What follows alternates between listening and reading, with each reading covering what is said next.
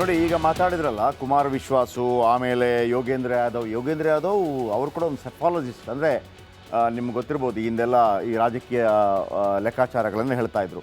ಇವರೆಲ್ಲ ಆಮ್ ಆದ್ಮಿ ಜೊತೆ ಇದ್ದರು ಆಲ್ರೆಡಿ ಆರಂಭದಲ್ಲಿ ಇದ್ದಾಗ ಅಣ್ಣಾ ಹಜಾರೆ ಮೂಮೆಂಟಲ್ಲಿ ಇದ್ದರು. ನಂತರ ಅವರು ದೂರವಾದರು. ಈಗಲೂ ಕೂಡ ಅರವಿಂದ್ ಕೇಜ್ರಿವಾಲ್ ಆ ಸಿಂಪ್ಲಿಸಿಟಿಯನ್ನು ಉಳಿಸ್ಕೊಳ್ಳಿಲ್ಲ. ಚಹರೆ ಬದಲಾಗ್ಬಿಡ್ತು. ಸಾಧಾರಣ ಎಲ್ರಿ ಪಾಲಿಟಿಷಿಯನ್ ಮಾಡ್ತಾರಲ್ಲ ಅದು ಬದಲಾಯಿತು. ವಾಗನಾರ್ ಕಾರಲ್ಲಿ 60 ಕೋಟಿ ಶೀಶ್ ಮಹಲಲ್ಲಿ.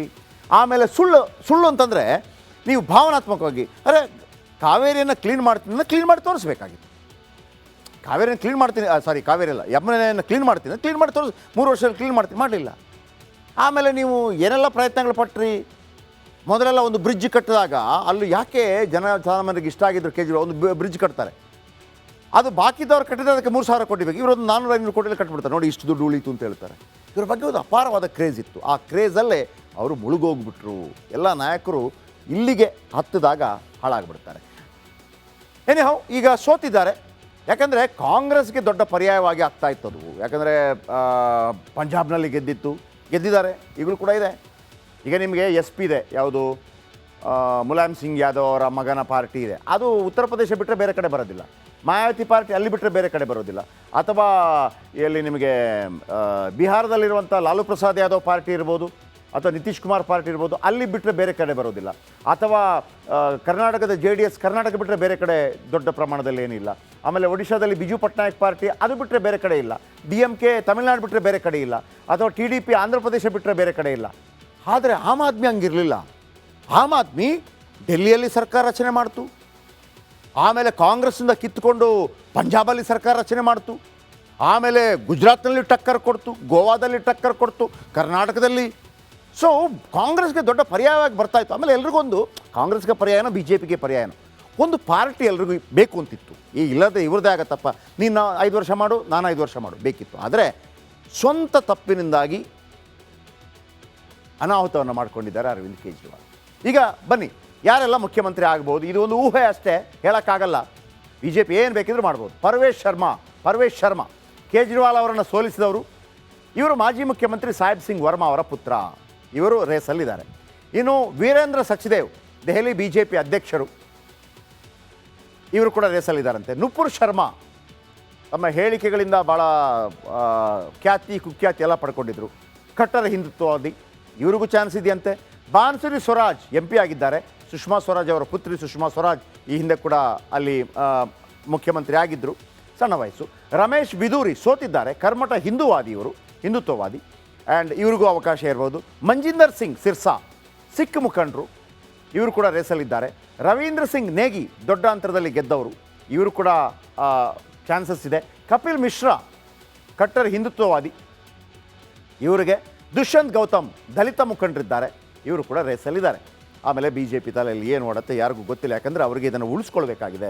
ಸೊ ಹಾಗಾಗಿ ಒಂದು ಹೊಸ ಮುಖ ಬರ್ಬೋದು, ಹೇಳೋಕ್ಕಾಗಲ್ಲ. ಇಷ್ಟು ಜನ ರೇಸಲ್ಲಿದ್ದಾರೆ. ನೋಡಿ ಈಗ ಮಾತಾಡಿದ್ರಲ್ಲ ಕುಮಾರ್ ವಿಶ್ವಾಸು ಆಮೇಲೆ ಯೋಗೇಂದ್ರ ಯಾದವ್ ಅವರು ಕೂಡ ಒಂದು ಸೆಫಾಲಜಿಸ್ಟ್. ಅಂದರೆ ನಿಮ್ಗೆ ಗೊತ್ತಿರ್ಬೋದು ಹಿಂದೆಲ್ಲ ಈ ರಾಜಕೀಯ ಲೆಕ್ಕಾಚಾರಗಳನ್ನು ಹೇಳ್ತಾ ಇದ್ರು. ಇವರೆಲ್ಲ ಆಮ್ ಆದ್ಮಿ ಜೊತೆ ಇದ್ದರು ಆಲ್ರೆಡಿ ಆರಂಭದಲ್ಲಿ ಇದ್ದಾಗ ಅಣ್ಣಾ ಹಜಾರೆ ಮೂಮೆಂಟಲ್ಲಿ ಇದ್ದರು. ನಂತರ ಅವರು ದೂರವಾದರು. ಈಗಲೂ ಕೂಡ ಅರವಿಂದ್ ಕೇಜ್ರಿವಾಲ್ ಆ ಸಿಂಪ್ಲಿಸಿಟಿಯನ್ನು ಉಳಿಸ್ಕೊಳ್ಳಿಲ್ಲ.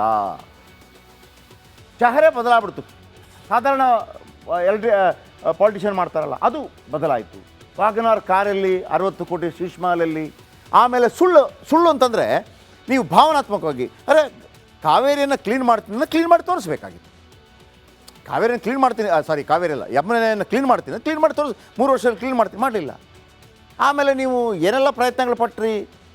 ಮೊದಲೆಲ್ಲ ಒಂದು ಬ್ರಿಡ್ಜ್ ಕಟ್ಟಿದಾಗ ಅಲ್ಲಿ ಯಾಕೆ ಜನಸಾಮಾನ್ಯರಿಗೆ ಇಷ್ಟ ಆಗಿದ್ರು ಕೇಜ್ರಿವಾಲ್ ಒಂದು ಬ್ರಿಡ್ಜ್ ಕಟ್ತಾರೆ, ಅದು ಬಾಕಿದವ್ರು ಕಟ್ಟಿದ್ದಕ್ಕೆ 3,000 ಕೋಟಿ ಬೇಕು, ಇವರೊಂದು 400-500 ಕೋಟಿಯಲ್ಲಿ ಕಟ್ಬಿಡ್ತಾರೆ. ನೋಡಿ ಇಷ್ಟು ದುಡ್ಡು ಉಳೀತು ಅಂತ ಹೇಳ್ತಾರೆ.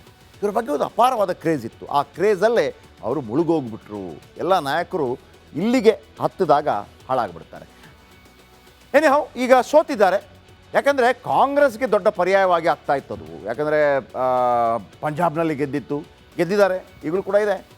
ಈಗ ನಿಮಗೆ SP ಇದೆ, ಯಾವುದು ಮುಲಾಯಂ ಸಿಂಗ್ ಯಾದವ್ ಅವರ ಮಗನ ಪಾರ್ಟಿ ಇದೆ. ಅದು ಉತ್ತರ ಪ್ರದೇಶ ಬಿಟ್ಟರೆ ಬೇರೆ ಕಡೆ ಬರೋದಿಲ್ಲ. ಮಾಯಾವತಿ ಪಾರ್ಟಿ ಅಲ್ಲಿ ಬಿಟ್ಟರೆ ಬೇರೆ ಕಡೆ ಬರೋದಿಲ್ಲ. ಅಥವಾ ಎಲ್ಲಿ ನಿಮಗೆ ಬಿಹಾರದಲ್ಲಿರುವಂಥ ಲಾಲು ಪ್ರಸಾದ್ ಯಾದವ್ ಪಾರ್ಟಿ ಇರ್ಬೋದು, ಅಥವಾ ನಿತೀಶ್ ಕುಮಾರ್ ಪಾರ್ಟಿ ಇರ್ಬೋದು, ಅಲ್ಲಿ ಬಿಟ್ಟರೆ ಬೇರೆ ಕಡೆ ಬರೋದಿಲ್ಲ. ಅಥವಾ ಕರ್ನಾಟಕದ JDS ಕರ್ನಾಟಕ ಬಿಟ್ಟರೆ ಬೇರೆ ಕಡೆ ದೊಡ್ಡ ಪ್ರಮಾಣದಲ್ಲಿ ಏನಿಲ್ಲ. ಆಮೇಲೆ ಒಡಿಶಾದಲ್ಲಿ ಬಿಜು ಪಟ್ನಾಯಕ್ ಪಾರ್ಟಿ ಅದು ಬಿಟ್ಟರೆ ಬೇರೆ ಕಡೆ ಇಲ್ಲ. DMK ತಮಿಳ್ನಾಡು ಬಿಟ್ಟರೆ ಬೇರೆ ಕಡೆ ಇಲ್ಲ. ಅಥವಾ TDP ಆಂಧ್ರ ಪ್ರದೇಶ ಬಿಟ್ಟರೆ ಬೇರೆ ಕಡೆ ಇಲ್ಲ. ಆದರೆ ಆಮ್ ಆದ್ಮಿ ಹಂಗಿರಲಿಲ್ಲ.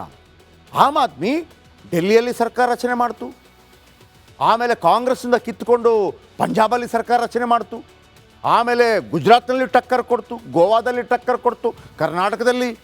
ಸೊ ಕಾಂಗ್ರೆಸ್ಗೆ ದೊಡ್ಡ ಪರ್ಯಾಯವಾಗಿ ಬರ್ತಾಯಿತ್ತು. ಆಮೇಲೆ ಎಲ್ರಿಗೊಂದು ಕಾಂಗ್ರೆಸ್ಗೆ ಪರ್ಯಾಯನೋ BJPಗೆ ಪರ್ಯಾಯನೋ ಒಂದು ಪಾರ್ಟಿ ಎಲ್ರಿಗೂ ಬೇಕು ಅಂತಿತ್ತು. ಈ ಇಲ್ಲದೆ ಇವ್ರದ್ದೇ ಆಗತ್ತಪ್ಪ, ನೀನು 5 ವರ್ಷ ಮಾಡು, ನಾನು 5 ವರ್ಷ ಮಾಡು ಬೇಕಿತ್ತು. ಆದರೆ ಸ್ವಂತ ತಪ್ಪಿನಿಂದಾಗಿ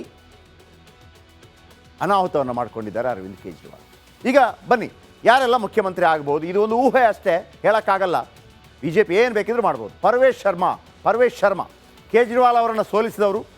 ಇವರು ಮಾಜಿ ಮುಖ್ಯಮಂತ್ರಿ ಸಾಹೇಬ್ ಸಿಂಗ್ ವರ್ಮಾ ಅವರ ಪುತ್ರ. ಇವರು ರೇಸಲ್ಲಿದ್ದಾರೆ.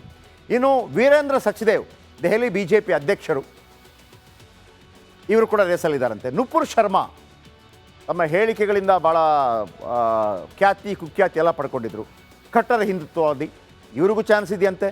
ಬಾನ್ಸುರಿ ಸ್ವರಾಜ್ MP ಆಗಿದ್ದಾರೆ. ಸುಷ್ಮಾ ಸ್ವರಾಜ್ ಅವರ ಪುತ್ರಿ ಸುಷ್ಮಾ ಸ್ವರಾಜ್ ಈ ಹಿಂದೆ ಕೂಡ ಅಲ್ಲಿ ಮುಖ್ಯಮಂತ್ರಿ ಆಗಿದ್ದರು, ಸಣ್ಣ ವಯಸ್ಸು. ರಮೇಶ್ ಬಿದೂರಿ ಸೋತಿದ್ದಾರೆ, ಕರ್ಮಠ ಹಿಂದುತ್ವವಾದಿ, ಆ್ಯಂಡ್ ಇವ್ರಿಗೂ ಅವಕಾಶ ಇರ್ಬೋದು. ಮಂಜಿಂದರ್ ಸಿಂಗ್ ಸಿರ್ಸಾ ಸಿಖ್ ಮುಖಂಡರು, ಇವರು ಕೂಡ ರೇಸಲ್ಲಿದ್ದಾರೆ. ರವೀಂದ್ರ ಸಿಂಗ್ ನೇಗಿ ದೊಡ್ಡ ಅಂತರದಲ್ಲಿ ಗೆದ್ದವರು, ಇವರು ಕೂಡ ಚಾನ್ಸಸ್ ಇದೆ. ಕಪಿಲ್ ಮಿಶ್ರಾ ಕಟ್ಟರ್ ಹಿಂದುತ್ವವಾದಿ, ಇವರಿಗೆ. ದುಷ್ಯಂತ್ ಗೌತಮ್ ದಲಿತ ಮುಖಂಡರಿದ್ದಾರೆ, ಇವರು ಕೂಡ ರೇಸಲ್ಲಿದ್ದಾರೆ. ಆಮೇಲೆ BJP ತಲೆಯಲ್ಲಿ ಏನು ಓಡುತ್ತೆ ಯಾರಿಗೂ ಗೊತ್ತಿಲ್ಲ, ಯಾಕಂದರೆ ಅವರಿಗೆ ಇದನ್ನು ಉಳಿಸ್ಕೊಳ್ಬೇಕಾಗಿದೆ. ಸೊ ಹಾಗಾಗಿ ಒಂದು ಹೊಸ ಮುಖ ಬಂದರೂ ಬರ್ಬೋದು, ಹೇಳೋಕ್ಕಾಗಲ್ಲ. ಇಷ್ಟು ಜನ ರೇಸಲ್ಲಿದ್ದಾರೆ. AAP ಸರ್ವನಾಶವಾಗುತ್ತದೆ. आम आदमी बग्गे योगेंद्र यादव बॉम्ब। और जहां बीजेपी की तरफ से कोशिश होगी आम आदमी पार्टी को तोड़ने की, क्योंकि बीजेपी हराने पे सिर्फ रुकेगी नहीं, पार्टी को तोड़ने की कोशिश करेगी, उसमें उस मुकाबले में आम आदमी पार्टी कैसे टिक सकेगी, ये बहुत बड़ा सवाल है।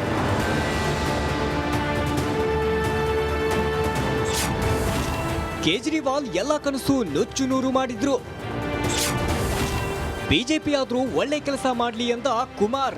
वे सब आम आदमी पार्टी के लाखों करोड़ों कार्यकर्ता जो अन्ना आंदोलन से आए, जिनके बहुत ही निश्चल निष्पाप और बड़े भारत की राजनीति को बदलने के सपने की हत्या एक निर्लज्ज, नीच, मित्रहंता, आत्ममुग्ध और चरित्रहीन व्यक्ति ने की, उसके प्रति तो क्या संवेदना, दिल्ली को उससे मुक्ति मिली।